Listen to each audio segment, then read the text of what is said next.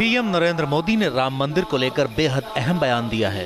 PM Modi ने कहा है कि राम मंदिर निर्माण के लिए कोई अध्यादेश तभी लाया जा सकता है जब इस पर कानूनी प्रक्रिया पूरी हो जाए। न्यूज एजेंसी एनआई को दिए एक इंटरव्यू में उन्होंने राम मंदिर पर अदालती कार्यवाही में देरी को लेकर कांग्रेस पर निशाना साधा। उन्होंने कहा कि कांग्रेस के वकील सुप्रीम कोर्ट में रोड़े अटका रहे हैं। इसके चलते राम मंदिर मसले की सुनवाई की रफ्तार सुस्त हो गई है। ये ट्रिपल तलाक का ऑर्डिनेंस सुप्रीम कोर्ट के जजमेंट आने के बाद लाया गया है। सुप्रीम कोर्ट के जजमेंट के पहले नहीं लाया गया है और सुप्रीम कोर्ट के जजमेंट के प्रकाश में लाया गया है। और इसलिए हमने भारतीय जनता पार्टी ने अपने मैनिफेस्टो में भी कहा है कि संविधान की मर्यादाओं में हम इसका समाधान करेंगे। इस बात का कोई इनकार नहीं कर सकता है कि आज़ादी के 70 साल बाद सरकारों में बैठे हुए लोगों ने इस मसले को रोकने के लिए भरपूर प्रयास किया है। आज भी मामला सुप्रीम कोर्ट में है। एक प्रकार से पूर्णता के किनारे पर आकर के बैठा हुआ है।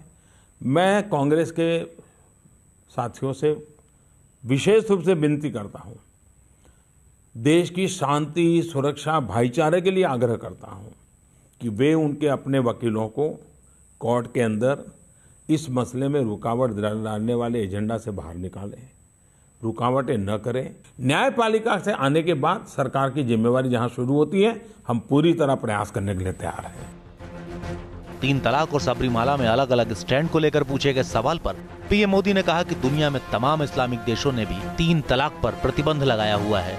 3 तलाक धार्मिक मामला नहीं है। ये मजहबी मसला होता तो हर जगह लागू होता।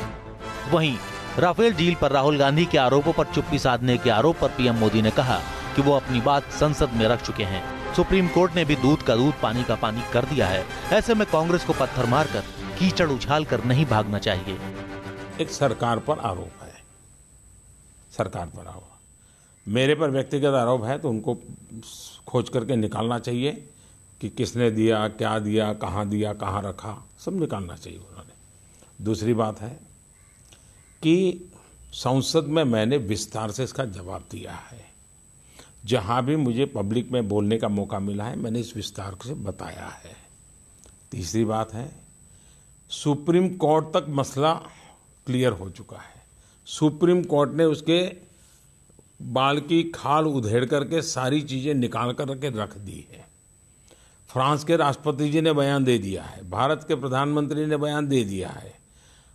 उनको इतना कर लीजिए, जो इतने सवाल मुझे पूछ रहे हैं, वे जब भी बोले तो आप इतना, कोई मीडिया में हिम्मत होनी चाहिए, उनको पूछे कि ठहरिए भाई, आप बताइए, सिद्ध कीजिए, आप जो आरोप लगा रहे हैं हमें बताइए। ऐसे पत्थर मार के भाग मत जाइए, कीचड़ उछाल करके भाग मत जाइए। एक तो सवाल पूछिए उनको, कहीं तो दे कि भाई हाँ, यहाँ का लिंक यहाँ, यहाँ का लिंक यहाँ। दूसरी बात है, देश में चर्चा ये होनी चाहिए कि आजादी के बाद लगातार डिफेंस डील हमेशा विवादों में क्यों आए हैं।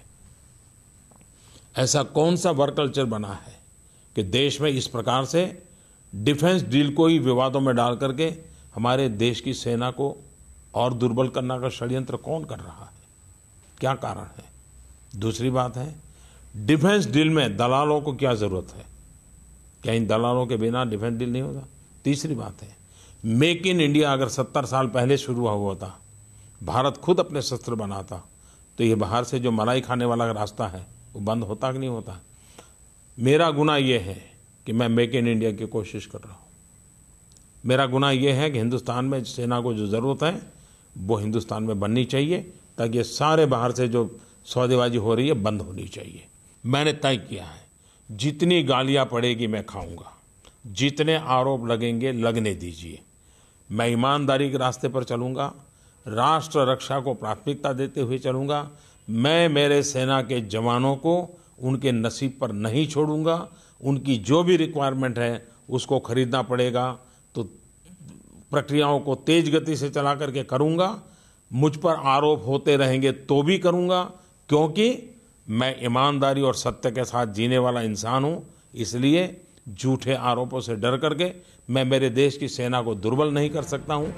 चुनावी साल 2019 के पहले इंटरव्यू में पीएम नरेंद्र मोदी ने 2018 को बेहद सफल करार दिया। साल के अंत में 5 राज्यों में चुनावी हार से मोदी लहर खत्म होने की बात को उन्होंने खारिज कर दिया। मैं सबसे पहले इस बात को कहने वाले मित्रों का अभिनंदन करता हूं, क्योंकि जब वो ये कहते हैं तो इस बात को स्वीकार करते हैं कि मोदी मैजिक नाम की कोई चीज है, मोदी लहर है, इस बात को वो स्वीकार कर रहे हैं। पीएम मोदी ने एंटी इनकम्बेंसी को भी हार की एक वजह बताया, तो वहीं जिम्मेदारी के सवाल पर वो केवल इतना बोले कि बीजेपी बूथ लेवल की पार्टी है। Team news nation.